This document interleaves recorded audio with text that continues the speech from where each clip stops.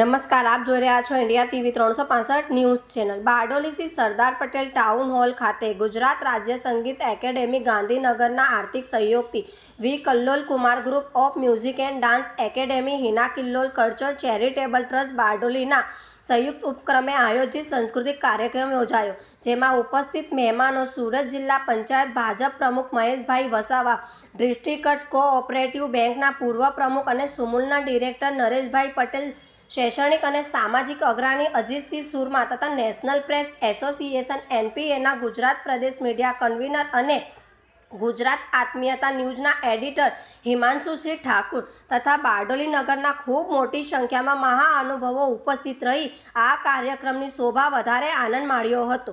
બારડોલી શહેરની નાની બાળાઓ દ્વારા સરસ મજાની વિવિધ કૃતિઓ તથા ભારતીય નૃત્ય, ગરબા અને સાંસ્કૃતિક સંસ્કૃતિને આગળ વધારનારી કૃતિઓ તથા કિલ્લોલ કુમાર ગ્રુપ દ્વારા ગુજરાત રાજ્ય લેવલે સંગીતમાં ઓળખાતા કલાકારો દ્વારા સરસ મજાના વિવિધ સંગીત રજૂ કરવામાં આવ્યા હતા।